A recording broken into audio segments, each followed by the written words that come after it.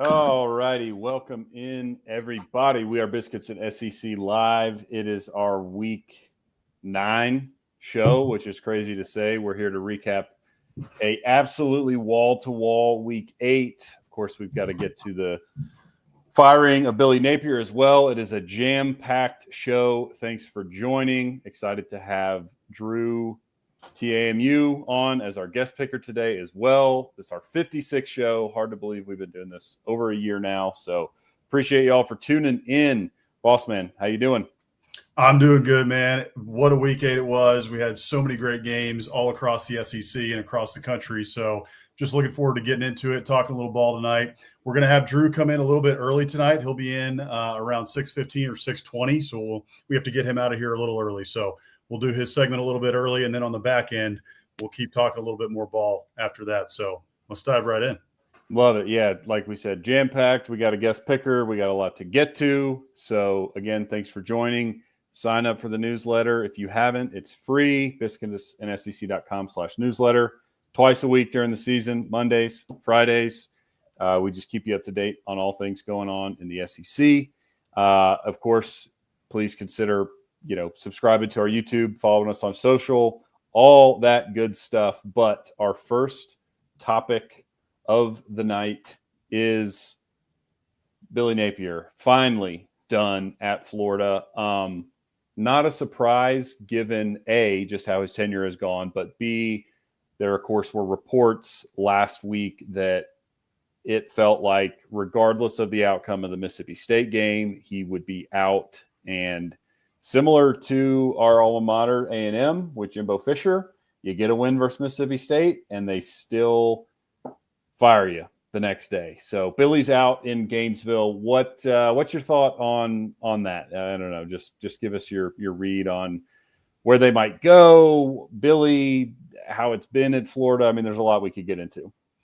Yeah. So look, 23 and 24, whatever he was, 22 and 23 at Florida, just obviously doesn't get it done. If there's just one stat you need to know, it was that one. And you look at the records of the coaches who were there before him and got fired, and Dan Mullen, Jim McElwain, and Will Muschamp, our good friend, Coach Muschamp, all winning records at Florida. And each of them had some sort of skin on the wall. Billy had a couple skins on the wall in terms of some big wins, the big win at Ole Miss last year, the win against Texas this year, but it just never really got to lift off. There was always some big regressions. You got the USF loss this year in the Swamp. There was some high highs for Billy, but low lows. And when you're at a place like Florida, who has seen the high highs of the Spurrier era and the Urban Meyer era and all of that, a couple big wins isn't going to get it done. I mean, to the point where even, the Texas win, you lose to Texas A&M, and you pretty much get handled in that game. And then you come back to the Swamp and you get a win. But even at the end of that game, you got fans chanting, "Fire Billy." And, I'll say one thing about this. I do have a little bit to say about that. Look, I think there's a lot of great Florida fans out there. I think it's a great fan base.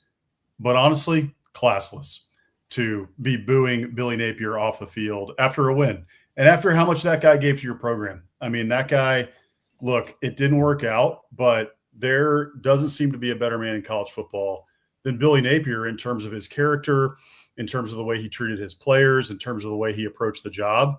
And it just didn't work out. So I honestly thought it was classless to be booing him off the field, especially after a win. You get a win in the Swamp and they're booing him off the field. So I didn't like that personally. I wasn't a fan of that, but you understand it, to some degree, at least if you're a Florida fan. Look, if I was a Florida fan, I'd have been saying he should be fired too.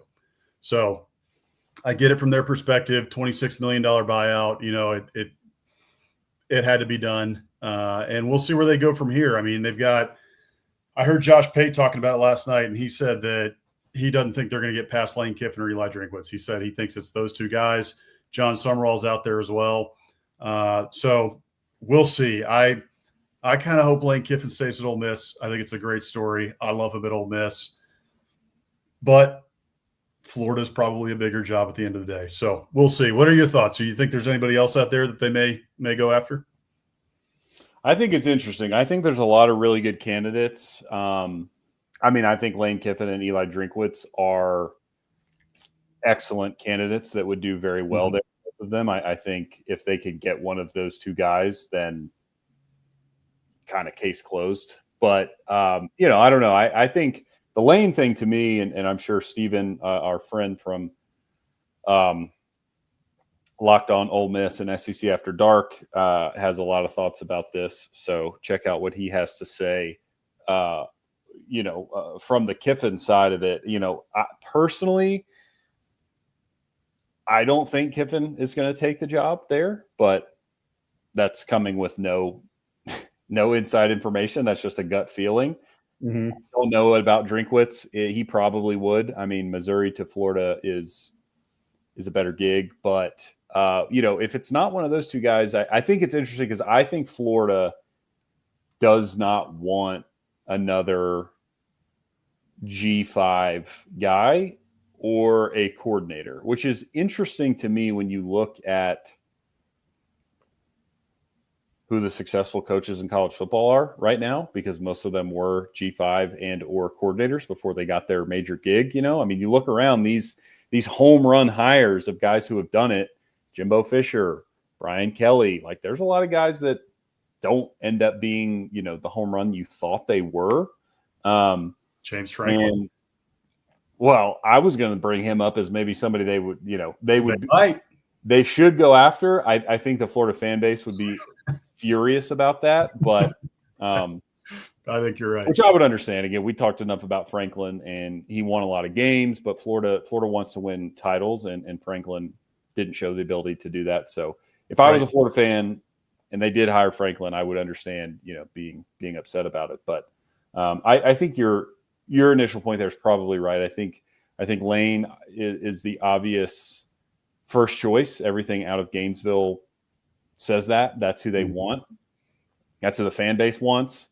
And then if you can't get him, it's kind of funny because I keep hearing like, well, they want their next Spurrier, and Lane wears a visor and talks trash and does all the stuff that Spurrier did. So does Eli Drinkwitz. Eli Drinkwitz wears a visor. Eli Drinkwitz talks smack. He, in his own words, stands on business. So I think Drink would be great there. I think if they could get him, I have no idea. He obviously has no ties to Missouri or Florida specifically from his, past, other than he's been at Missouri for a while now. And, Florida is, as we've discussed, a amazing job and opportunity for the right person. So I of course could see him taking that, but I don't know. I think it'll be a very interesting case study because I think times are different now, right? With NIL, the portal, how you can build a roster. I heard somebody saying this, I can't remember, but yeah, if this was 1997, Lane Kiffin's taking this job, no doubt about it. No doubt about it. But now, it's very much we don't know, because he seems to like Ole Miss, and Ole Miss has invested a lot, and the scales are a little more even than they have been in the past. I think there are definitely some things, objectively speaking, that make Florida on paper a better job. But of course, beauty is in the eye of the beholder. So that none of that stuff might matter to Lane Kiffin. And I do think there's merit to the idea that those jobs are a lot closer than maybe they once were. And you can make the same case for Missouri in some respects, right? Eli's winning a lot of games there. They've dedicated a ton of resources to NIL. Again, it's in the eye of the beholder. I think there are things objectively that Florida has more of and, better access to, but Drink is doing a very good job at Missouri and presumably could stay there a very long time. And if you show up at Florida, there's a graveyard of coaches out back that they have fired in short order because they didn't live up to the standard. So again, I know how these coaches think, right? That's not going to happen to me. I'm the man. I'll get the job done with those resources. I'll do it. But look around. There's a lot of guys that didn't get it done there that were good coaches. That's right. And, there's places too that people talk about the parachute landing, right? Or a coach who wants to reset the clock or something, right? And I don't think either Lane Kiffin or Eli Drinkwitz is on the clock. I think they have very long leashes now at Ole Miss and Missouri based on what they've done. But, if you make a move like this, Florida just fired Billy Napier after 3 years. Dan Mullen was what, 4? Jim McElwain was 4, 3 to 4. Yeah. So I don't know if Florida's a place that you're really resetting the clock. You better win right now. And I think those guys could do that at Florida, but we all thought that Billy Napier could do that. And we thought Dan Mullen could. And Dan Mullen goes to an SEC title game, and then, it's the wheels fall off very short order after that. So I don't know if that's really a place that you want to reset the clock at. But both of them are very stable in their jobs right now in terms of we're winning 9 to 10 games a year and have been, consistently now for a couple of years.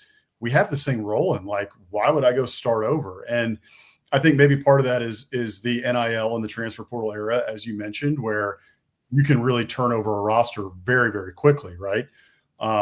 So we'll see. Mike Huseman, our friend from Off Season After Dark, he's got another one who's kind of out of left field here, but a little bit, he's got connections there, right? He's a Gator alumni. Jed Fish, that's a good one to point out, Mike. He's at Washington now, was at Arizona, did a very good job while he was at Arizona. So that's a name to watch. He was, I believe, in the Patriots organization as well before that. Rick and Bonnie here, they say, Rick Wilmarth, our friend, Captain Biscuit here, Vandy coach. I'm not so sure. I don't think Clark Lee's leaving Vandy, to be honest. He would be. I would go after him if I was Florida or somebody else, but it would take a lot, I think, to pry him away from Vandy just because he's a Vandy alumni. He played there, and I think he just loves the place. And I think he really wants to build Vandy into a winner. So we'll see where Florida goes from here. I'm very interested to see. Look, at this point, I think they're a blue blood, but you can kind of call them a sleeping giant. I mean, for 15 years now, since Urban Meyer left, it's been very up and down with a couple highs and a lot of lows and a lot of mediocrity. So sleeping giant there at Florida. If they can get the right coach, Florida could be back very quickly. Yeah, they could. But again, at the end of the day, no surprise. Writing was on the wall, had been for a long time, and you're 3.5 years into your tenure at Florida, under 500. So no surprise. I'm sure Billy will, he'll land on his feet somewhere and get a G5 job or a coordinator gig somewhere. Well, I don't know about a coordinator gig because their offense stunk, but maybe a G5 gig. Anyway, we've got a ton of action to recap from week 8, but as we mentioned, our guest picker has a hard out. So we're going to go ahead and get our friend DREWTAMU in here and get this kicked off. So let me just add him to the stage and we will start talking some week 9 action. There you go. There he is. Hey, Drew, how are you, man? What's up, man? Going on, guys? Appreciate y'all accommodating me for this and getting these games going. It's an exciting slate, man. How y'all been? Doing good, man. We can't complain. It is another exciting slate. We had a great weekend of games last weekend, and it's just another weekend in the SEC, man. It's going to be fun. Absolutely, man. Absolutely. It's another great week and some pivotal games. And I thought Doug Dimmadome might be here this week. I don't see the top hat out here. I'm a little disappointed, but I think we'll make it work right now with the Tecovas hat. We'll make it work. And, I'll just bring that out kind of occasionally and surprise people with it every once in a while. I got you, man. I love it. Love it. Well, yeah, Drew, thanks again for joining us. We're just going to throw this graphic up real quick. So Drew is an Aggie. We are Aggies as well. So excited to have him on. He's on Twitter at DREWTAMU. His YouTube is the exact same. And for any Aggies as well as SEC football fans at large out there, I highly recommend giving him a follow both on Twitter and YouTube. I saw, at least I think, correct me if I'm wrong, you just passed the 4,000 subscriber mark on YouTube. Is that correct? Yeah, we just passed 4K. It's been a really good season. I think the Aggies playing well helps a little bit with the channel's growth. We started back in 2022, and that was a little bit of a rough start, with the whole kind of downfall of the Jimbo Fisher era. But we're sitting here doing pretty well. Year 2 under Mike Elko, so that helps the channel. And, we've had some really good commentary and back and forth. We get along great with the opposing fans. We always try to do right by the opposing team. So we have a lot of fun, man. We're on the journey to 5K now. Love it. Well, awesome stuff. Again, be sure to give them a follow, subscribe, and try to get in before, it continues to blow up. If you can get in now, you're getting in still close to the ground level because there's a lot of growth coming for Drew and his channel. So in terms of our picks, we last week welcomed on Ellie Mae Williamson, who covers Tennessee, the Vols. We talked third Saturday in October, and she had a good week. It was actually shaping up to be really good until A&M allowed Arkansas to backdoor cover. The Tennessee game kind of fell apart at halftime with that pick six. So she ends up at 3-3. So Drew, I think there's some room here. I mean, 4-2 is the high mark right now. So if you can pull out a 5-1 or the elusive 6-0, you will take the lead in our picker standings. So I don't know. What are you thinking? Do you think you have a good read on these games, or what are your thoughts leading into picks? How are you feeling about? Yeah, man, I thought I did a couple of weeks ago. I have my own little offshore betting site that I use. It's a very sketchy website that I like to go to, and I placed my bets every week, and I had an amazing week. I think it was week 7 or so. But then last week we came crashing back down to earth. So if we hit the head side of this coin this week, I think I can get to the at least 4-2 marker. I think that'd be a pretty good week for me. I don't want to drip below 500. Let's go 3-3 here. Let's make that the goal. But if I can get it upper echelon on Biscuits and SEC, I'll feel pretty dang good. There we go. Man. I like it. Well, hey, before we get into picks real quick, I just want to ask you, we ask a lot of our guests this, because if they're from another team or another fan base, we like to get a pulse of what's going on with the fan base. And so we're Aggies, like Hank said. So obviously we have a decent pulse, but we'd like you to tell our viewers here just kind of what the pulse of the Aggie fan base is, how they're feeling at 7-0, how they're feeling right now in the Mike Elko era. It's looking good. So just give us your read on kind of what's going on and what the feeling is in College Station. Yeah, sure. I'd love to. I mean, obviously, y'all know things are going great right now. You're 7-0. You got the big one versus Notre Dame. You took care of business in the games that I felt like you had to take care of business in these last 4, the 3 at home, the 1 on the road at Arkansas, which was obviously too close for comfort. I was, edge of your seat the entire game down to the bitter end. But, I think it's just a positive vibe right now. I think the offense is progressing in a lot of ways. I think the defense, jury might still be out there. I think against the 2 best offenses you faced on the year, you've allowed some success. Offenses are scoring some points on you, but in the games where you feel like you can take care of business, you absolutely have in conference play. So I think the feel on Mike Elko is extremely positive. I'm really happy with this coaching staff. What you're getting from a guy like Tommy Moffitt, I think, is very apparent in the way that the team closes games, the way they play maybe their best football in late third quarter, fourth quarter action, the way they're able to kind of milk games out. That's been really good. And I think a guy like Trooper Taylor, I mean, obviously Elko built this entire staff quite recently while I'm highlighting guys. I think he's added to the connectivity of this team. So I just think Elko has really built the staff, really gone to the portal, and maybe gotten his dudes ahead of schedule, which you can do in today's day and age.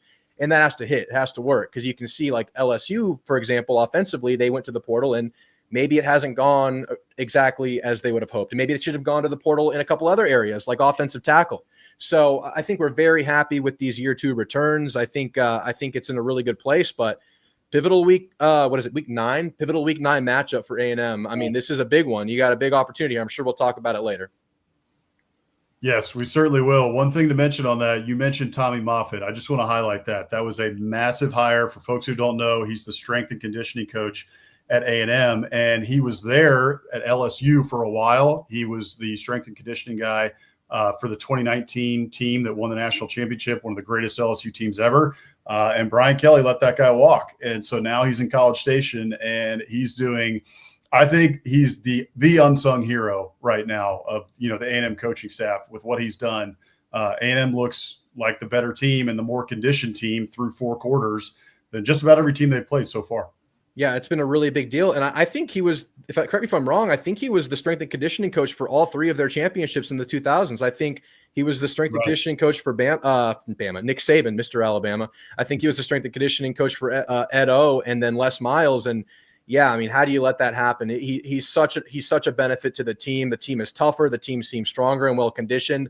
I'm knocking on wood as I say this, but the injury bug has been lighter this year than usual around A&M. So, I mean, yeah, I don't think it could be more apparent that the strength and conditioning coach is playing a massive impact on A&M success right now. Yeah, absolutely. And I think you are correct. I think he was at LSU almost 20 years. So I think to let him go after that, man. Yeah.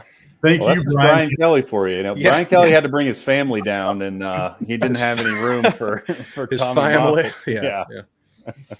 All right. Well, let's go ahead and start picking some games. So like we've talked about, exciting slate ahead. So we'll start out with the noon Eastern, 11 a.m. kick, and it's a big one. Number 8, Ole Miss going to Norman to play number 13 Oklahoma. And these spreads, I think some of these have moved a little bit. We're giving you the same spreads that we picked on Sunday for our SEC After Dark show tomorrow. So this game, when it opened, was at 4.5 Oklahoma, which I thought was interesting given what we've seen from these teams this year. But just interested to hear your thoughts here, given Ole Miss kind of a tough stretch of games, going on the road, losing a heartbreaker to Georgia. Oklahoma, of course, losing a really tough Red River shootout game where they looked pretty lifeless, but then went on the road last week. And I know South Carolina's struggling, but after, a very much like a look ahead spot potentially, and Venables and that team were ready. So what's your read here? Do you think Ole Miss can, I don't know, I don't want to say keep their playoff hopes alive, but just can Ole Miss actually get a win in this game, or at least cover, or is Oklahoma just a better team and is going to take care of business at home? Yeah, this is a super intriguing game stylistically, because you look at the Ole Miss offense, and I think, they lost the game. Georgia was the better fourth quarter team. I mean, they really didn't skip a beat up into that point, and I thought that was pretty encouraging to see from Ole Miss. For OU, yes, feel-good game on the road, South Carolina. Was that a semblance of a run game we saw on the road for OU? I mean, that's a big deal. That's a really big deal for OU, and I know South Carolina is not, in a really good place right now, but still just good to get it on paper. And you have the Venables defense versus the Lane Kiffin offense. I mean, it's super, super interesting. And then the other side of the ball is interesting too, because it's week on week, strong on strong. So I would think this is the best defense that Ole Miss has seen all year. I would think this is probably definitely the best offense that OU has seen all year. So what gives? And you talked about the stakes for OU.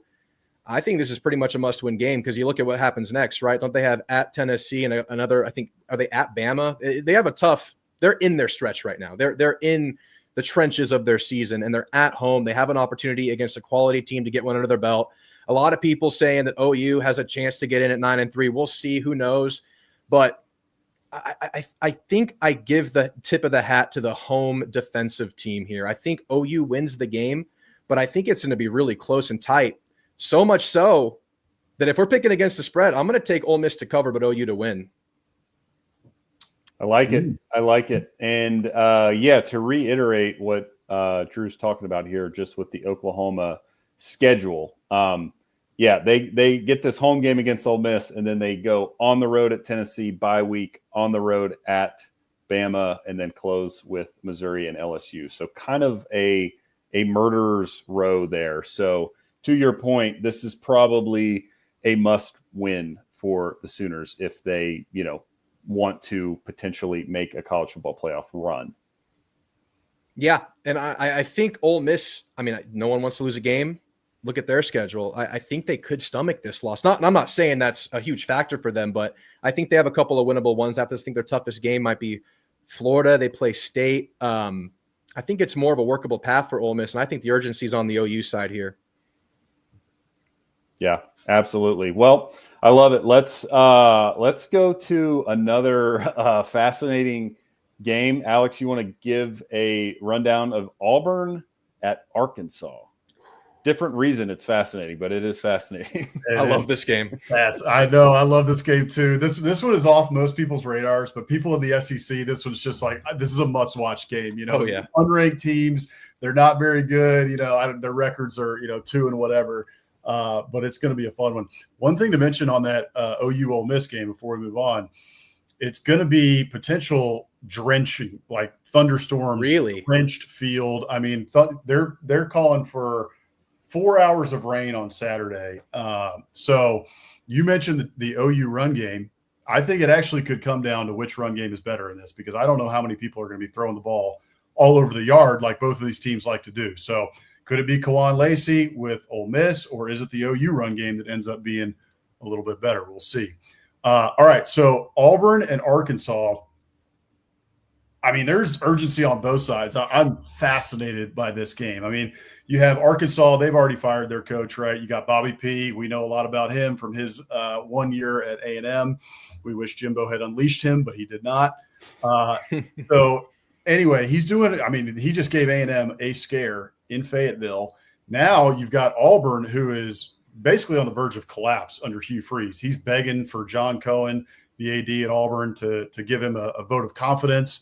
And we'll see. He needs a win in the worst way. I honestly think if he loses to Arkansas, I think it's over. I think they're going to fire him, and it's just a matter of time, whether it's Sunday or whether it's in the next few weeks. So Auburn somehow is favored here. Now, this line has moved to 2.5 Arkansas since the opening line came out, but you're picking it with Auburn at 2.5. So what are you thinking here?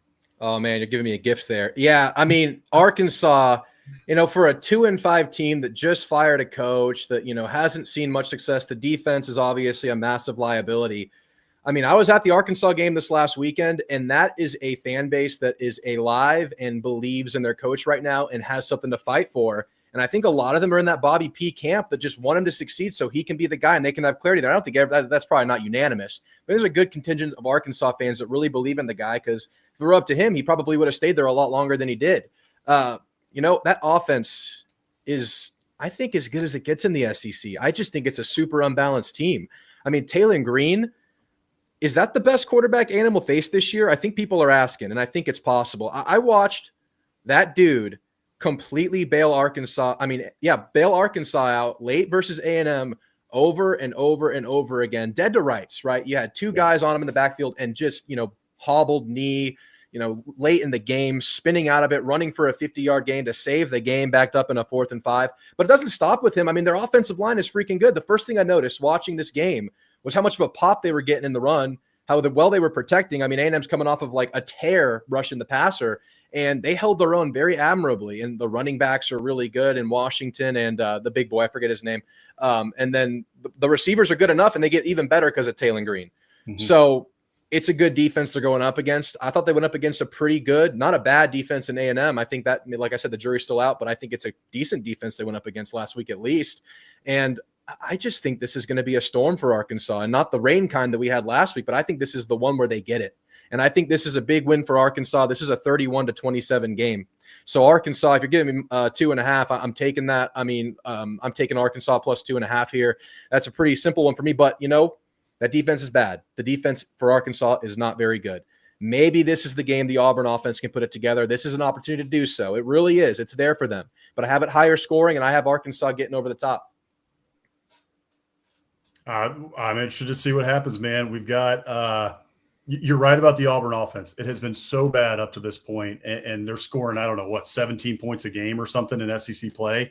Yeah. But they have all the weapons to get it done. I'm very interested to see if in the first quarter, right, if Jackson Arnold doesn't play very well, if they go to the backup, because I can't remember the kid's name right now. It's not Deuce Daniels. Ashton Daniels.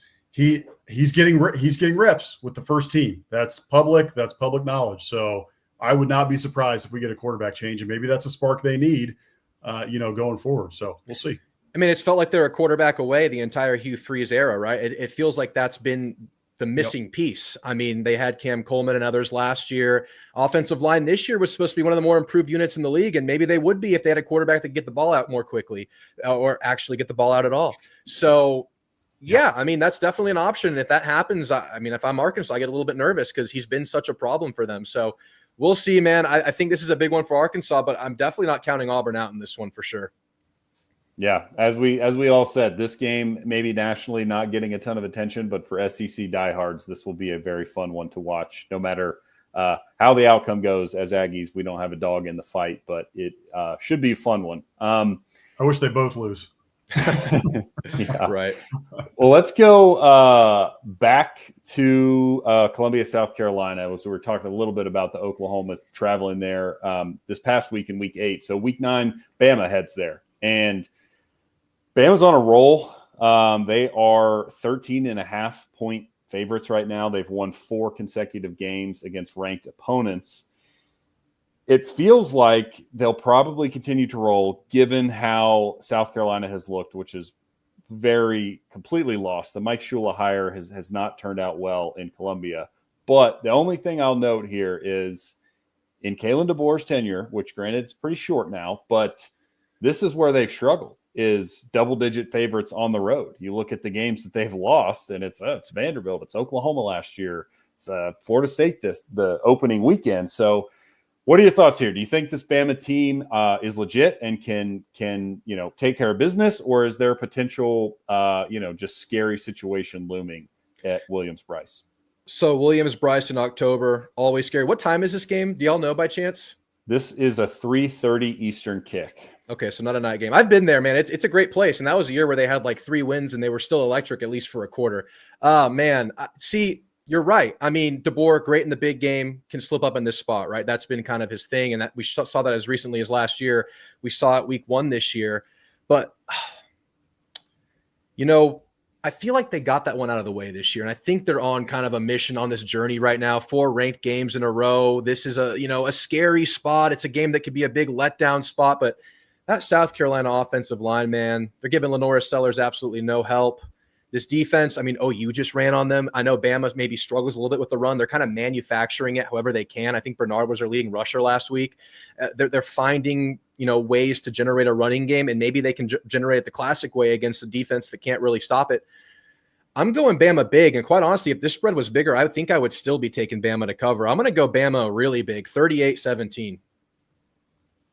I like it. I think the one thing, we'll give our official picks tomorrow night on SEC After Dark, but just going back to that Bama struggling as a big road favorite, obviously there was the FSU game, but that's week 1. And last year, what makes me think this Bama team is different is Ty Simpson versus Jalen Milroe, where when they would get in trouble on the road last year, it's because they couldn't throw. And that's not going to be an issue. Like you said, maybe they struggle to run the ball or something else goes wrong, but I trust in what Simpson and those receivers have going on right now for sure.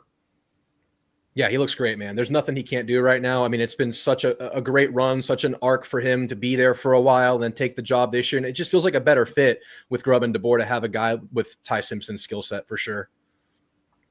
Absolutely. Next game we want to hit on. So, Bossman, go ahead and intro this one. But game day in Nashville for Mizzou at Vandy. How about that? Yeah, I mean, hey, congrats to Vandy, man. They're on the up and up. Clark Lee has these guys playing great. Their offense looks awesome. They move the ball up and down the field against LSU. They moved the ball pretty well against Alabama, and if not for a couple mistakes, they would have been right in that game. Mizzou, on the other hand, they're playing very well too. I mean, this is a really solid SEC team, and they still have everything out in front of them. So this is a massive game that you've got in Nashville coming up. Bo Pribula, in the SEC so far, he's thrown 3 TDs and 5 INTs. So he's been a little bit shaky with throwing picks. So he needs to clean that up. I'm also interested to see in this one, can Mizzou get Ahmad Hardy going again? Because the last couple games, first couple games of the year, he was just on fire, going crazy. And then it's slowed down a little bit recently. Vanderbilt has a pretty good rushing defense. They allow under 100 yards a game rushing. So we'll see, are they able to move the ball against Vandy, because they're going to want to run the ball. So what are your thoughts on this one? Do you think that Vandy can get another win, or does Mizzou get a top 10 win in Nashville? Yeah, a couple of teams in pretty similar spots. I mean, they both lost to Bama. They both have the quarterback that can move around. But just first of all, what a time to be alive. College game day at this game with a pretty good SEC slate around it, and they choose this game.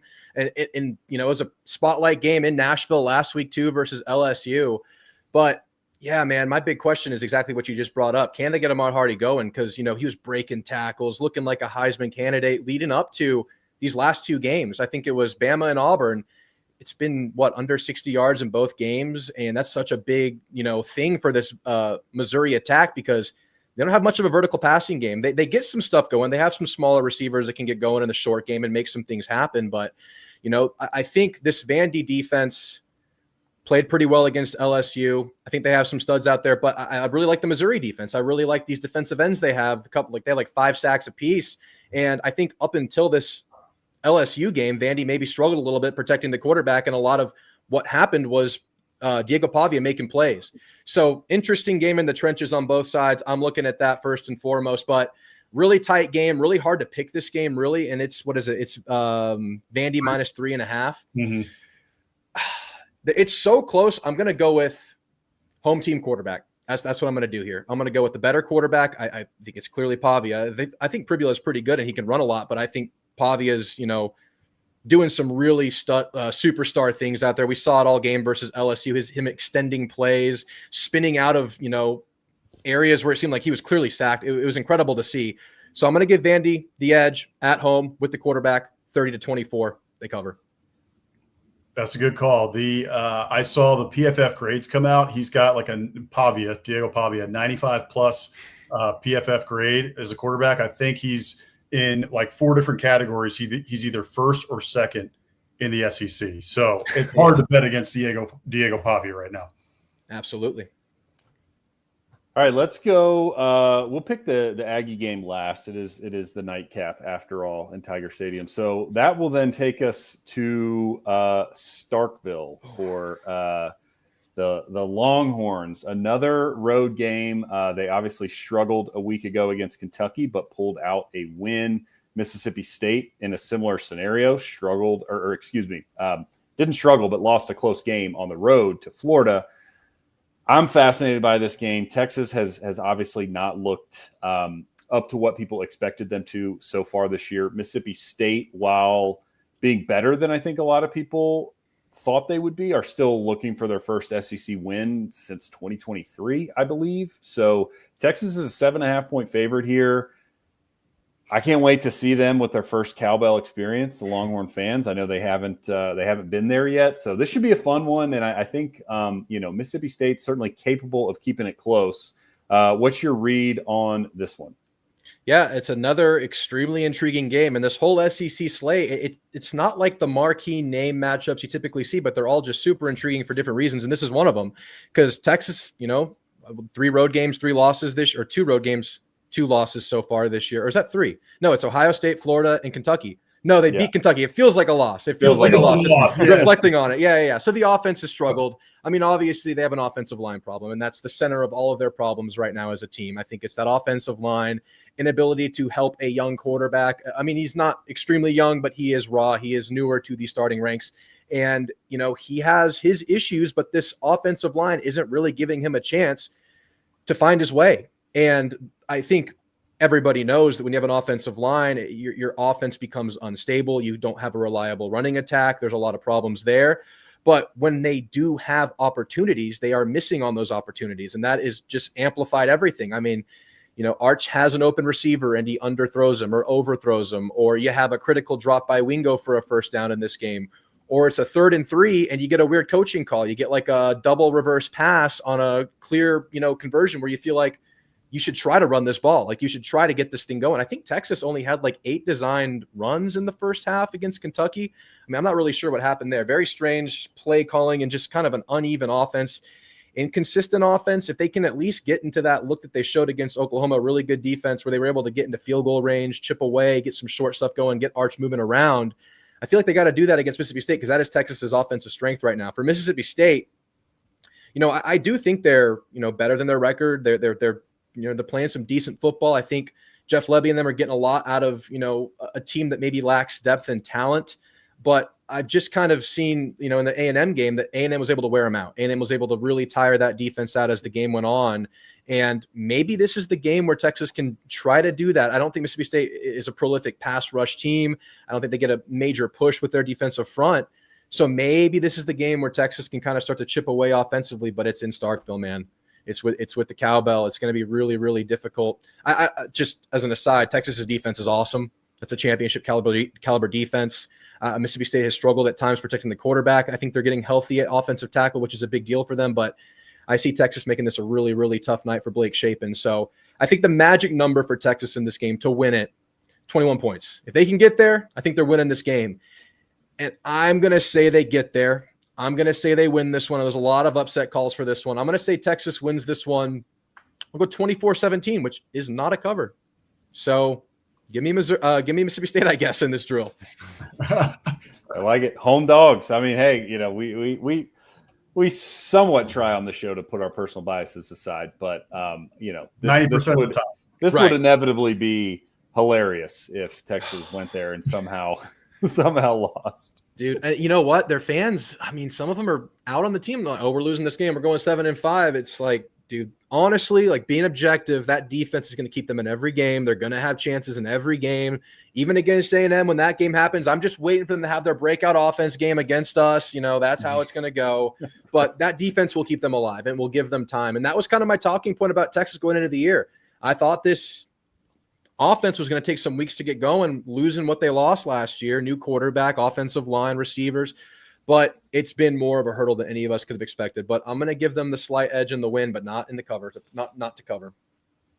Awesome. Well, let's get the last pick going. Obviously, our Aggies are in Baton Rouge. Boss man, take it away. This is going to be a fascinating one. So, first time that A&M has been 7-0 since 1994. The last time that the Aggies went to Baton Rouge and beat the LSU Tigers in Baton Rouge, 1994. So it's been a long, long time since the Aggies have won down there on the Bayou. So there's a lot going on in this game. First of all, talk about the weather. We might have another serious, crazy weather game where it could be a lot of rain coming, a lot of wind, all that. So that could potentially change a lot of what's happening with both of these offenses. Obviously, A&M likes to throw the ball all over the field right now. They've got a good running game as well. Unfortunately, Le'Veon Moss is going to be out for a while. LSU doesn't have much of a run game and doesn't have much of an offense at all. A&M's defense has been playing very well. LSU's defense is pretty dadgum good too. So it might be the best defense that A&M has faced thus far. Brian Kelly has had a lot of trouble against ranked teams while at LSU. I think he's like 5-10 against ranked opponents in the SEC, but 20-1 at Death Valley under Brian Kelly. So the Aggies need this one bad. They really just want to win this one. If they win this one, they are rolling, and it looks like the college football playoff is right there. For LSU, if they lose this one, season's pretty much done. Kiss it goodbye. The Brian Kelly, everything around Brian Kelly, fire Brian Kelly, all that stuff, that noise level just gets raised another level. So what do you think of this game? Can the Aggies get it done?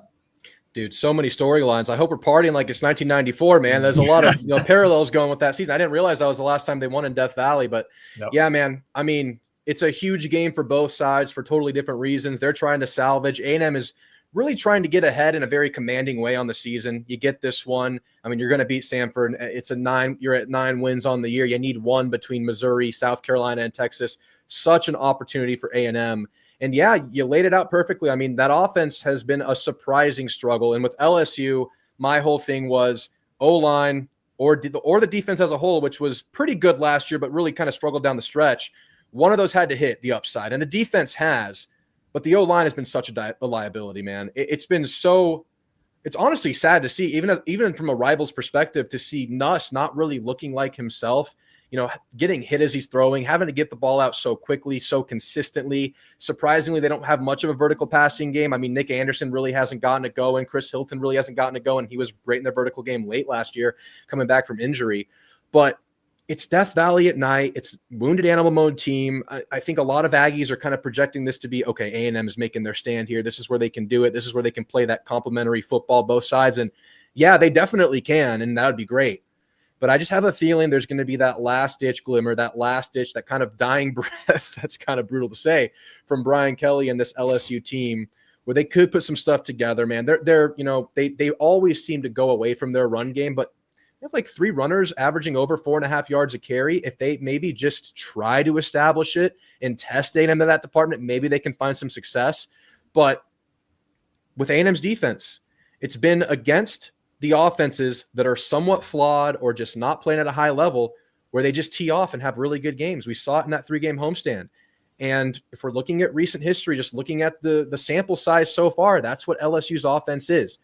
But they certainly have more upside than what you've seen before. So A&M's offense, work cut out for them. Best defense they've seen all year. This defense is kind of battered and bruised, though. I don't think Whit Weeks is playing this week. I think the latest report today says he's still in a walking boot, probably unlikely to play. Jack Pyburn was hurt last game. He played through it, but he wasn't himself.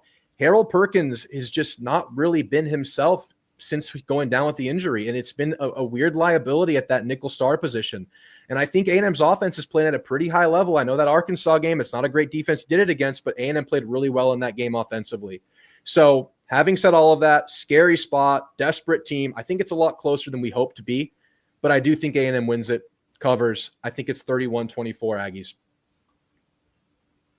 We're going to win. We're going to win. We're going to do it. And if we win it, the golden path is ahead of us. We have a golden road and a golden ticket right there. Just hold your water, Ags. I love it. I love it. Well, Drew, we got one more thing real quick. I know you got to get out of here. We asked all of our guests. We're Biscuits and SEC, so we ask you, what is your favorite biscuit? Could be, I don't know exactly where you live within the state, so could be hometown, could be in College Station. What's your favorite biscuit, your go-to? I'm San Antonio. Okay, this has got to be complicated. So I think what I really enjoy the most is some biscuits and gravy, man. I just think with some gravy with some sausage in it, I think that's my go-to. That's my number one, but that's not always available to me. So I think just like the tried and true classic is some biscuits with some grape jelly. I think that's it right there. And I'm old school, or I don't know what you call this. I'm basic, whatever you want to call it. What are the ones that kind of flake apart that are they like golden grams or something? What are those Pillsbury. called? Yeah. Pillsbury. Flaky layers. Yeah. Flaky layers, man. I love me some flaky layers. Yeah. I had some of those this weekend over in Arkansas. My good old cousin out there in Arkansas made me some flaky layered biscuits, and I just lathered them in some grape jelly, and it was a great time. Butter on one side, grape jelly on the other. That's a great time waiting to happen right there. So I'm going to put that at number one right there. Love it. Love it. Well, dude, thanks again for coming on. Enjoyed chatting with you.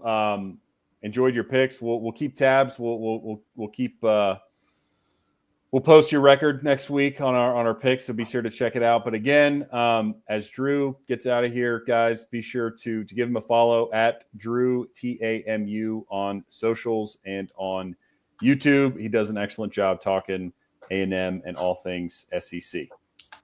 Thank you guys so much for having me, man. And thanks for working with my schedule tonight. It means a lot, guys. Y'all subscribe, follow these guys. They're doing a great job. Thanks, man. Thanks for Appreciate coming it, Drew. Yep. Thank y'all. All right, man. That was fun. That was great. That was fantastic. Again, Drew does a great job. He had a lot of good thoughts on the slate this weekend. Andy, I have to give this comment a shout out. Andy's still thinking about the 7-Up biscuits from a few weeks ago, so I love that. We'll ping Emily Grace McCorder on that. Her 7-Up biscuits are getting a lot of play here at Biscuits and SEC. And I actually looked up a recipe the other day to see if there is a recipe online, but I'm still after that recipe that she had, because whatever she had that recipe is the golden chalice, man. That is what we want. Yeah, Mike's saying he found one. He found one. There you go. Maybe it was Mike. Mike sent me one. That's right. Mike sent me one, and then I also looked another one up just to try and check it out. So we're all over the 7-Up biscuits here. We're going to give you guys a review here at some point, but still, if I can get that recipe from Emily Grace, that's what we're going to go with. All right. Well, we talked about Billy. We obviously just did our week 9 picks. We will try to keep this tight so we don't go way overtime, but we did want to talk a little bit about the week 8 action. So I think we start, in Nashville. That seemed to be, it was the early game. And I mean, I don't have a whole lot to say about that game other than Vanderbilt was the better team. They were the more physical team. They ran the ball. LSU has a very good defense. Vanderbilt just took it to them. And a lot of that is credit to Pavia. I mean, he had, I think I tweeted this out at some point from Biscuits and SEC, but he just had an answer for everything. I mean, that touchdown run that he had that basically sealed the game, LSU comes on the corner blitz, dude is unblocked, and you're thinking, oh, he's about to get lit up. And Pavia somehow sees it, feels it, just, oh, yeah, I'm going to take off right where that guy just left from and run for a touchdown. So we've talked ad nauseum about the LSU offense.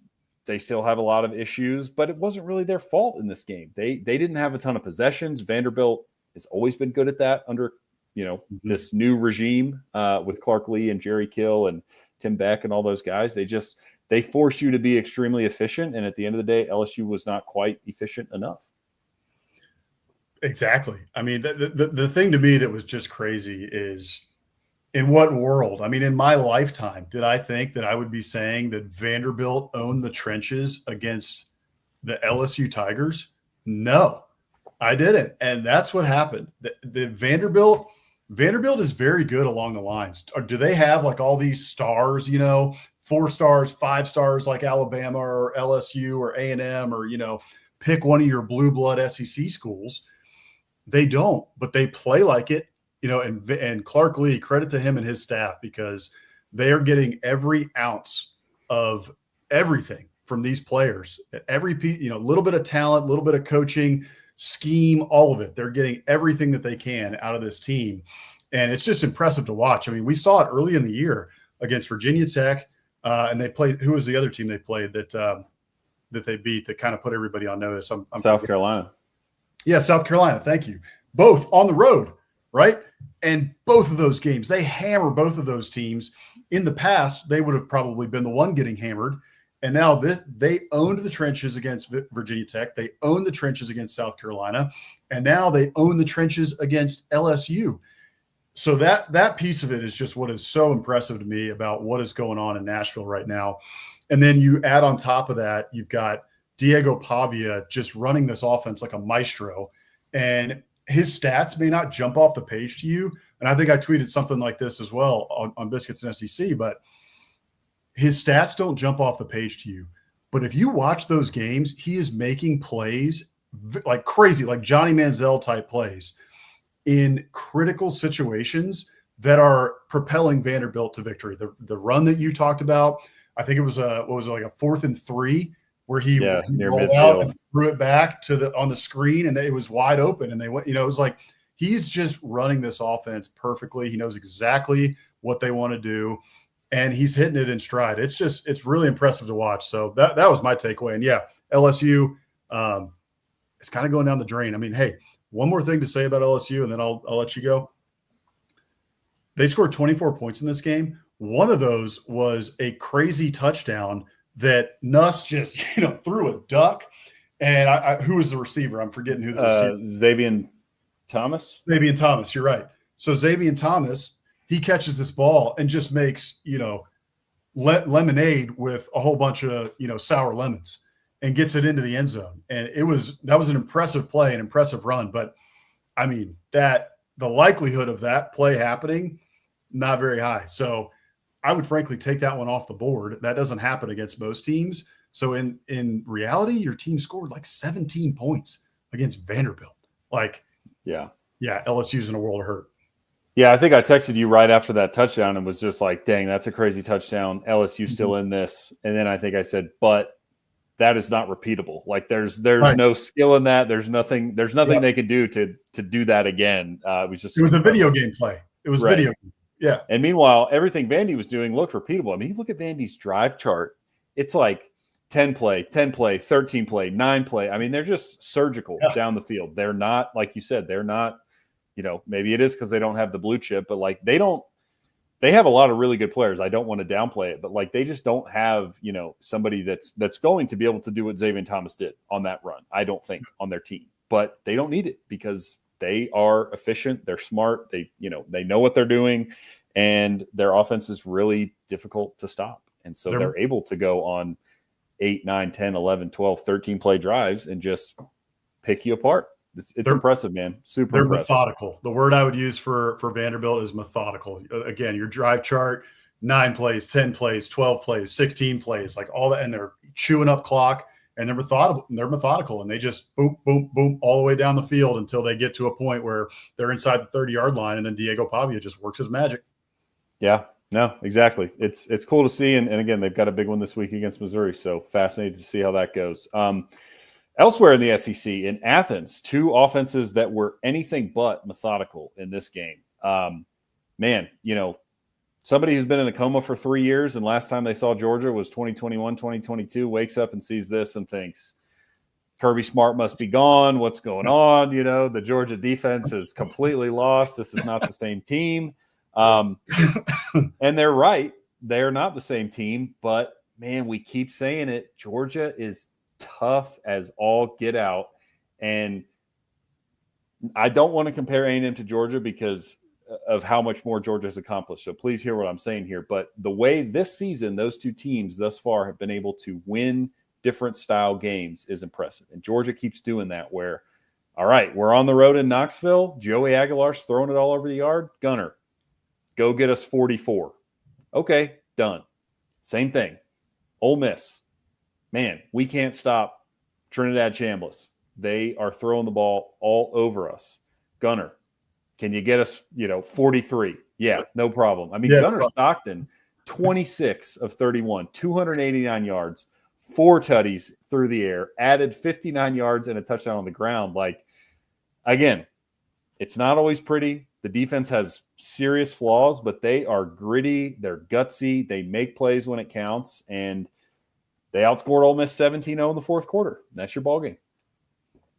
Yeah, this was an awesome game to watch. I mean, just so much fun. I described it as a slugfest on Twitter, and I think it was the Always Talking Ball podcast. They were kind of like, I think it's like a shootout. I was like, well, I'm more saying that it was a slugfest in the sense that it was punch for punch, right? Just like back and forth. I mean, if you look at the drive chart in the first half, it was just touchdown, touchdown, touchdown, touchdown, right? Like all the way through. Nobody could stop anybody until you got to the fourth quarter. And then Georgia finally clamped down on defense. They got the one stop that they needed. And I think Ole Miss only had 2 drives in the fourth quarter. But that first drive is when Georgia got the stop. They only allowed 1 yard on that drive. On the second drive that Ole Miss had, Ole Miss gained 12 yards. So in the fourth quarter, Georgia allowed 13 total yards, finally put the clamps down, got the stops when they needed. And Kirby Smart, you alluded to this, just like Georgia's mentality, right?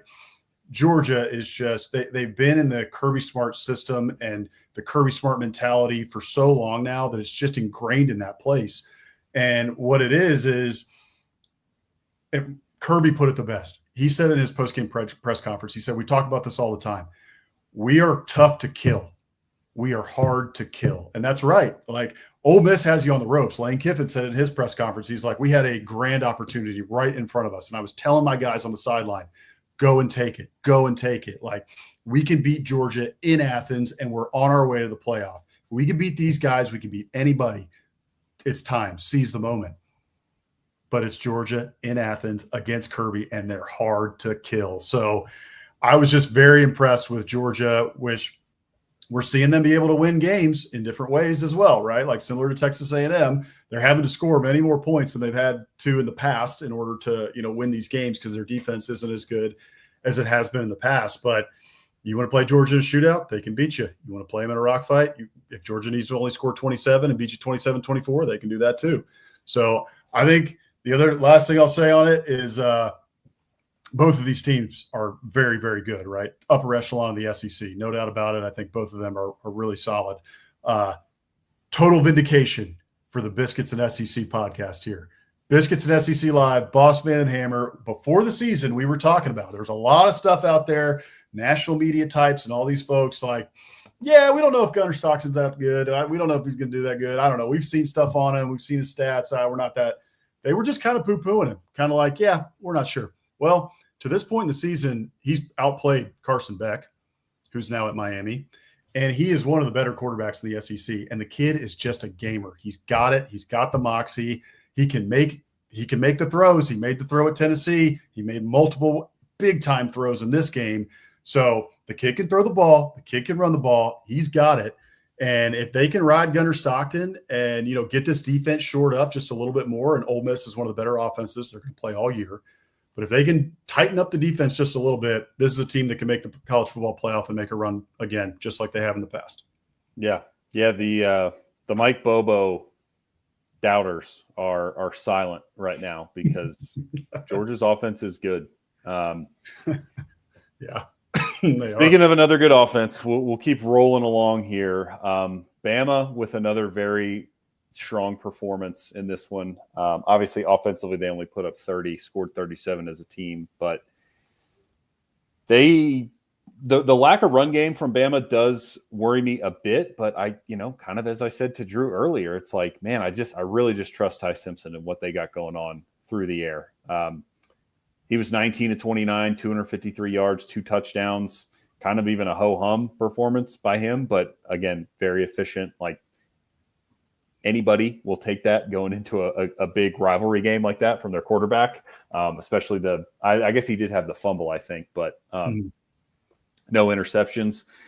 And Bama's they're just finding ways similar to Georgia, right? Like they're finding ways to win. That defense is improving, I think, week over week. And I know you're at home and it's at night, but Tennessee's got a good offense, man. And holding them to 20 points is not nothing to overlook. I think that was a good defensive performance. And of course, that pick six kind of was the nail in the coffin. And you knew how the game was going to go after that point, but just a good win for Bama. I mean, it's their fourth win in the SEC in a row against a ranked team. Like, you don't do that unless you are a very, very good team.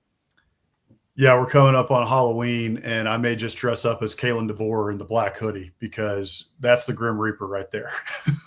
Yeah. Kalen DeBoer in the black hoodie, man, you better look out because for whatever reason, that's got the mojo, that's got the juju. And that to me was the big thing, was the pick six. I'm watching this game. Tennessee's in it. If Tennessee punches in right there, we got a game, man. Like, this is going to be down to the wire. Yeah. Really good game. Tennessee's offense was moving the ball. Bama was moving the ball. So that pick six just took the air out of the sails of the Vols. And I think without that pick six at the end of the half, that this is probably a much different game. I think Bama probably pulls it out. I think Bama was the better team, but I think that it would have been much closer going into the end had that pick six not happened. So unfortunate for Tennessee that they weren't able to get it done. Yeah, Andy, I was going to touch on this as well. Just, it really is impressive. And Emily Grace McWhorter touched on this a couple of weeks ago, just about the mentality of this team and DeBoer and what he had been working on with his team after that FSU loss. Like, they heard all the noise, and DeBoer has channeled all of that into an impressive run. Like, they look like a totally different team. The mentality has shifted. Ty Simpson is coming into his own as a leader. I mean, listen to that kid talk in postgame and pregame and just in interviews and everything. He's very poised. He's very collected, and he's the leader of this team without a doubt. And you have to have somebody like that if you're going to make a big run, and especially at a place like Alabama, right, where there's always noise. It's like the Dallas Cowboys, right? The Dallas Cowboys, the quarterback of the Dallas Cowboys, you have to be able to block out all the noise because there is constantly stuff going on around you.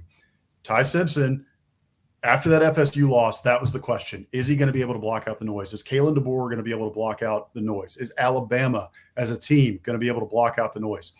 Ty Simpson has led them through the fire and out on the other side. And now they look like one of the best teams in the SEC and, frankly, one of the best teams in the country. So I don't think Tennessee I think Tennessee's going to be fine. This is still a very good team. I'm not sure if they're winning 10 games this year, but I think that Heupel's going to get them to 8-4, 9-3. And, they can play, man. On offense, they are very salty. So not too much to hang your head about if you're Tennessee. Obviously, you want to be smoking the cigars at the end of the night. But Alabama was just a better team, and I think that they're going to be in the playoff. Yeah, no, it sure seems that way. And Andy, I saw your comment. You were ready to count Alabama out. Don't worry, we were too. We made this graphic after week 1, and we still it's still in our studio here. But this one on the left, boss man picking Ty Simpson as player of the year in the SEC. I mean, that whoever was buried under that has risen and is walking around and taking scalps because he appears to be the leader in the clubhouse as far as I could tell in terms of the SEC player of the year. So don't worry, we got a little bit ahead of ourselves after that week 1 loss at FSU as well. Boss man, after that one, he's like the Undertaker coming back, man. He might still be. And you know what? Andy, you mentioned the Heisman race there. I think Ty Simpson is way up there. I think Marcel Reed is kind of lurking there in the background. And I think you've also got Fernando. Mendoza. Mike's bringing him up in the chat here. There you go. Fernando Mendoza at Indiana, man. And guess what? To mention Fernando Mendoza, there was some coach in the SEC. I can't remember where he coaches at, but he got beat by Fernando when he was at Cal last year, and he overlooked him in the portal, and instead he went after somebody else, and it's not going so well for him while Fernando is at the Heisman race. And if you don't know who I'm talking about Hugh Freeze for the Auburn Tigers, because Fernando beat them in Jordan-Hare last year, and he decided to go get Jackson Arnold, and now Fernando is balling out for the Hoosiers. So that might be an unforgivable sin. Maybe the second unforgivable sin. Yeah. I mean, we might as well go into it at least briefly to touch on it. I don't have a lot to say about this game other than I feel like I have been telling y'all on this show, I mean, probably since the Oklahoma game of just like, and maybe I'll get proven wrong this week, but so far it hasn't happened. Like just Auburn's just not going to win these games. They're just not. No. They're finding ways to lose every single time, and it's not always the same thing. And it's hard game by game, especially with, you know, what happened with the refs in Georgia. You know, there's things where you can look at and say, well, that's not Hugh's fault, whatever. But when you just take a step back, man, like, he's just not getting it done. And they are inventing new ways to lose. And they, you know, Hugh Freeze keeps saying it in the press conferences again, like it reminds me a lot of Jimbo. You know, Jimbo kept saying we got to execute. Well, Hugh just keeps saying we got to find ways to make like winning football plays is what he keeps saying. And it's like, well, dude, you're not, and you haven't for 3 years. And it's the same thing. Like, yeah, in crunch time, we got to find a way to make a play. And we're going on, you know, 40-something games in your tenure, and it's the same thing every year. And it happened again. Like Auburn defense gives them a chance, double overtime, and you score 17 points at home. And Hugh Freeze, your head coach, is your OC. What are we doing? Yeah, that's exactly right. Andy here, this one hurts us, Andy. We got to execute all-time coachism. We know that one well because Jimbo Fisher, it was always the players didn't execute. The players were there. We didn't execute. We got to execute better, always. That drove A&M fans up a wall. And, yeah, I mean, Hugh Freeze has plenty of Hugh Freeze-isms, Freeze-isms over there. And Auburn fans are just growing so sick and tired of it. And the other part of it is I just looked this up. I wanted to be sure I had this stat right. In one-score games, Hugh Freeze, 2-7. 2-7. And that's what you said. They're inventing new ways to lose these games. And when they need the big play the most, they can't get it. I mean, this also is not all on Jackson Arnold, by the way. I mean, he has not played very well, but there have been plays there, and his receivers are dropping the ball. Yeah, all of a sudden they can't catch. They can't catch anything. You drop a ball. I mean, he threw a great ball last week to I don't know if it was Cam Coleman, I can't remember who it was, or Singleton or somebody over the middle. And look, it wasn't an easy catch. He had to dive, but it was a catchable ball drop. Like in critical moments, they're dropping balls, or Jackson Arnold is taking a sack when he absolutely can't take a sack. Their offensive line is not very good. Jackson Arnold isn't making decisions quickly enough. The offense looks like a total mess. And the defense is keeping them in games. And I mean, that's the story of multiple teams in this conference right now, is the defense is keeping them in games, and the offense is just nowhere to be found. But that's the problem right now with Auburn, is that Hugh Freeze is an offensive guy. If there is one thing Auburn should be good at, it is offense, because Hugh Freeze, that's his calling card. It has been for his entire career. So it has looked like this for 3 years now. When is it ever going to change? And by the way, you have been the guy who's supposed to be evaluating quarterbacks for 3 years. It has been terrible. And you've brought in the wrong guy in the portal. And there have been many other guys in the portal that you could have gone to get who would have worked out much better.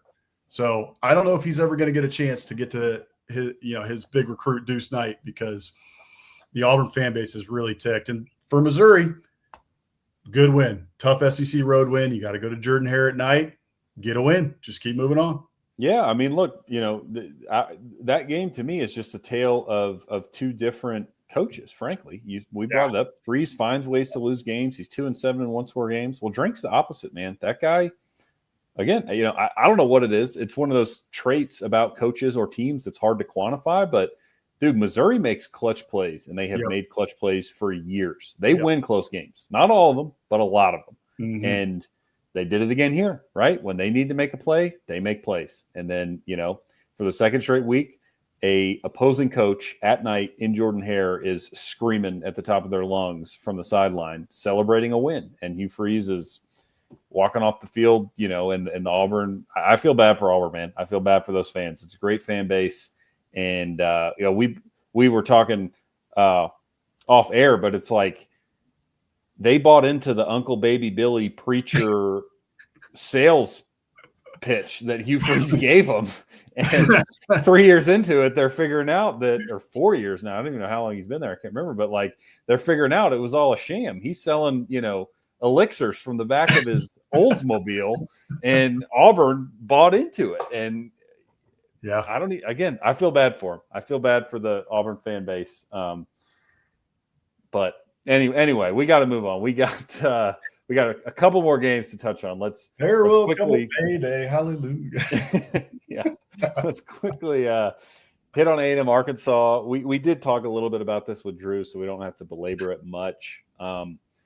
But look, I think from the A&M side, again, I saw a lot of people, and I heard some stuff watching the Texas post-game show of some Aggie fans being like, this team's not that good, and how could we do this? We almost, whatever. And look, I have no time for that. I was ecstatic that we won this game. Yeah. It's in Arkansas. It's a weather delay. Bobby Petrino doesn't like you and is coaching, to earn that job. Like, he's throwing out all the stops. And yeah, did the defense play very well? No, but we've seen them play well. So as Drew said, I don't know what they are exactly, but they're capable of being very good, and they're capable of not being very good. So they're somewhere in the middle, but you score 45 points on the road in the SEC. The offense looks great. And from watching that game, man, I more than saying the Aggie defense played terrible, which again, I don't you don't give up 42 points and play well, so I don't want to give them credit here. But to me, that was more of a hat tip to Taylon Green, because that dude is a baller. He was dead to rights so many times. He was hobbled, and he just made plays. So as an Aggie, I'm ecstatic about the result. They're 7-0. They're winning ball games, but it was definitely an ugly one at times in Fayetteville. Arkansas is going to get somebody, because that offense is really impressive, and Taylon Green is the engine that makes that entire thing run, and he's making people around him better. I mean, frankly, if they had some better wide receivers out there, I mean, Omega Blake's a pretty good wide receiver, but yeah, the guys that they had last year, they had some real talent at wide receiver. If they were able to keep a guy on A&M's roster, Ashton Bethel Roman, who's played pretty well in this game. He was an Arkansas commit, was on campus, and ended up leaving. Satania is doing well at OU. Satania is doing well at OU. Isaac Tesla in the NFL now. He was impressive last year. But again, if you just had a few more guys around him, and again, people forget, like, look, I know for Aggie fans, you want to win by 15. You want to win by 21. You want to blow everybody out. Look, everybody wants to do that. But there's two things to remember on this. The first is that let's think about the history of this series. This always comes down to the last 3 minutes in the fourth quarter. It has for the last 13 years. Since A&M joined the SEC, I mean, it goes to overtime. It's a field goal. Arkansas, I mean, it's just been heartbreak after heartbreak for Arkansas, but it's been almost all one-score games late in the fourth quarter. So I don't know what else you expected when you're going to Fayetteville with Bobby P, gunning for you. I frankly expected it. And then the other part of it is, I know Arkansas is bad if you just look at their record on paper, but if you've watched any of Arkansas football this year, aside from the Notre Dame game, before the Notre Dame game, this team was 2 plays away from being 4-0. Like, they have a bad defense, yes, but 2 plays away from being 4-0. Like, very easily could have Sam Pittman still be their head coach right now if it was for a couple bounces of the ball the other way, and if you don't fumble, late against Memphis. So, it's not a bad football team. The Arkansas Razorbacks, even though their record says it, they're not bad. So for A&M to go in there and get a win, and by the way, the last thing I'll say on this for A&M is not against Arkansas, but against other teams in previous years, A&M loses games like this. They have made it their job of losing games like this, and not coming up in the clutch. Well, this seems different. They're 7-0, and Mike Elko seems to have implemented a much different mentality in this team to where they run through the glass, they run through the tape, and they get it done when it matters. So if you're an Aggie, I know you just take a deep breath. You're 7-0. You're number 3 in the country. Like, what do you have to be mad about? Yeah, exactly. Well, I think, Mike, we'll do you a favor here. We'll skip the OU South Carolina game. Good win for OU. Tough game for South Carolina. But we, talking about Arkansas. Yeah, they are. For the last game we should touch on as we're running at an hour and 15 minutes here. Yeah, go along. Texas narrowly escapes in Lexington. What are your thoughts on this one? Golly, man. I mean, I watched a good amount of this game, and I think Texas is what they are this year. Like, I think we've seen enough to know that this offense probably ain't going to do much this year. You may have one game, right, where Arch puts it together and they figure it out. But when is that going to come? You would think it would have come against a team like Kentucky, but it didn't. I mean, that stadium was half full. They thought that Texas was going to come in there and finally put it together and roll them. And they're all, half of them are out on Mark Stoops. They're about done. And you go in there and you have to go to overtime to beat them. And Kentucky had you. They had you. They were on the 1 yard line and they tried to run it into the teeth of the strength of the Texas defense twice and got stuffed. Like, that was horrible play calling on the part of Mark Stoops and Hamden Bush there, the OC for Kentucky. I couldn't believe my eyes when I watched them, try to run it up the middle into the teeth of that Texas defense, the strength of their entire team.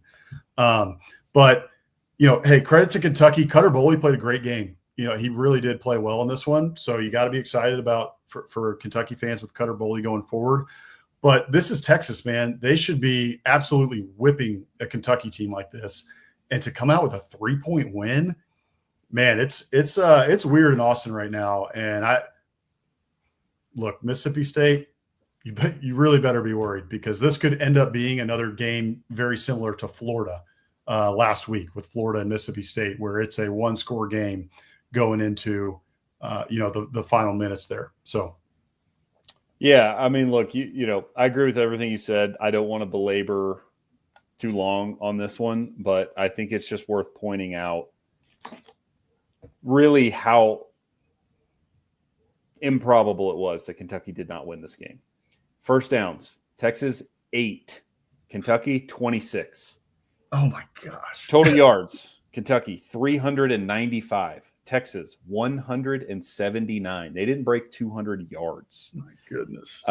Passing, Kentucky 31 out of 40 for 258 yards. As you said, Cutter Boley played pretty well. Yeah. Texas 12 of 27 for 132 yards. Rushing, Kentucky 46 attempts, 137 yards. Texas 28 attempts, 47 yards. Texas, 7 penalties. Kentucky, 3 penalties. Time of possession, Kentucky, 39 minutes and 23 seconds. Texas, 20 minutes and 37 seconds. So,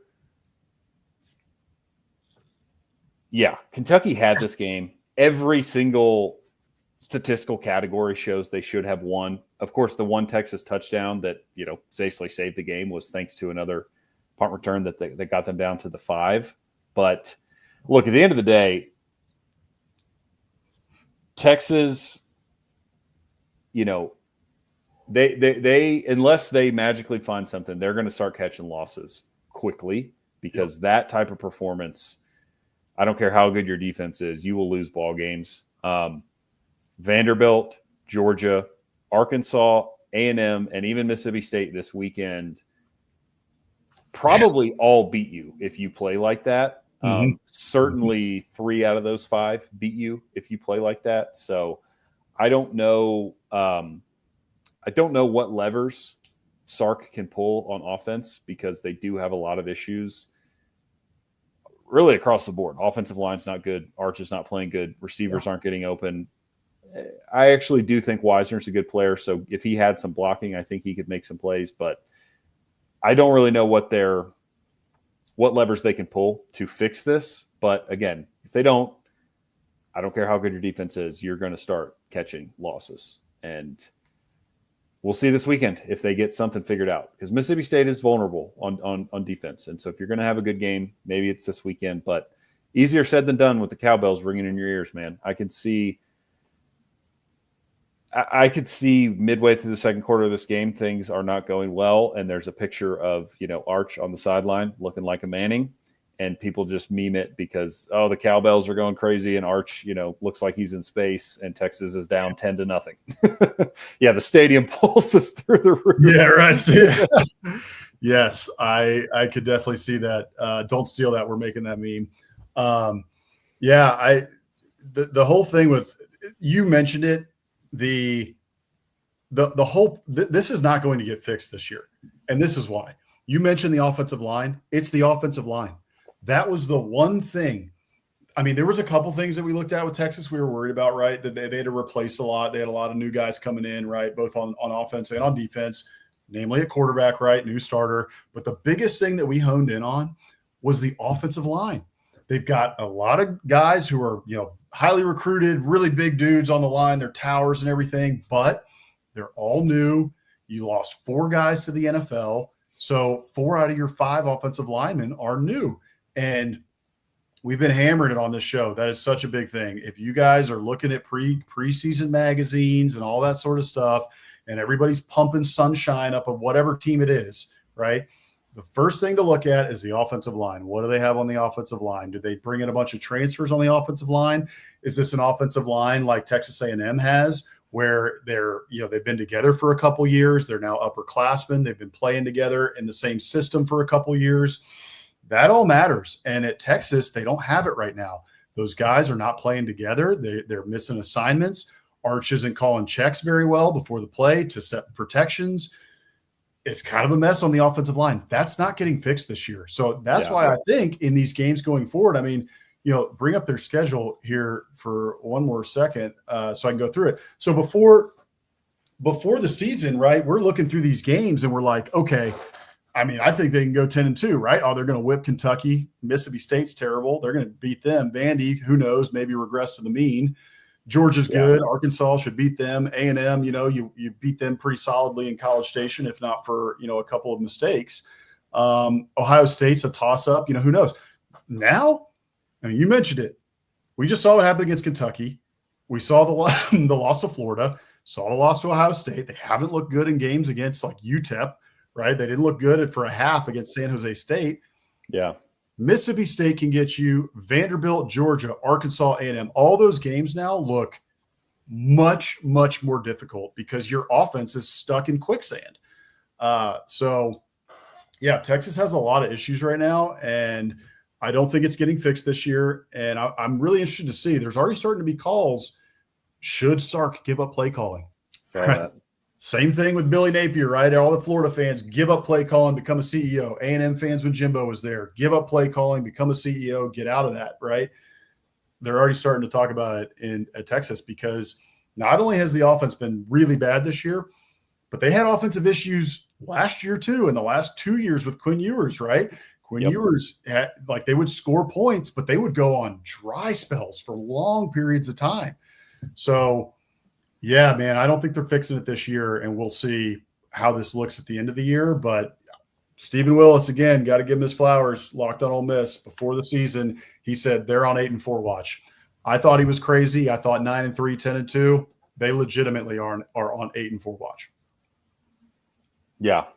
No, they definitely are. Well, man, I think that's all we got for the Week 8 slate. We will close it out with of course, our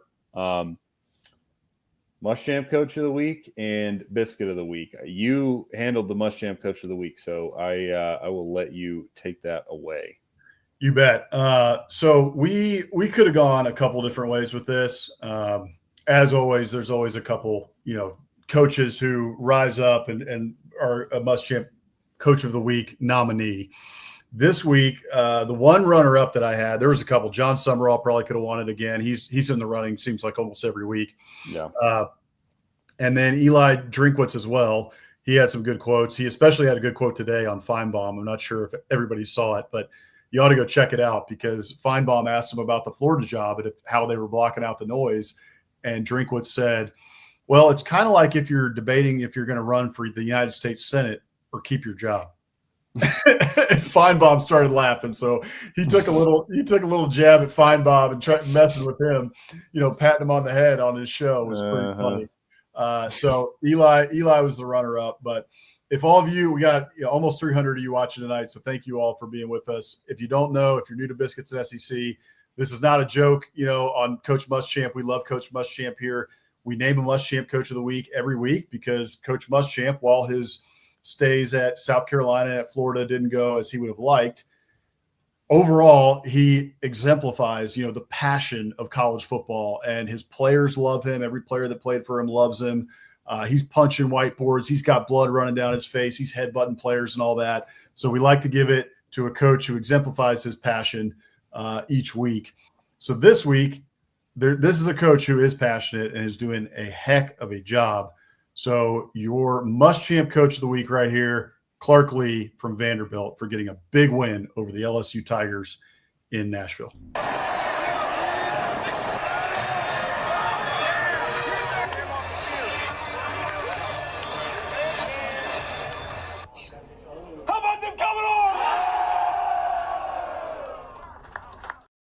How about them Commodores, baby? Good for Clark Lee. Congratulations to him on winning the Muschamp Coach of the Week, the prestigious and esteemed award from Biscuits and SEC. We will be sure to get him the certificate in the mail and maybe someday a trophy when we get around to it.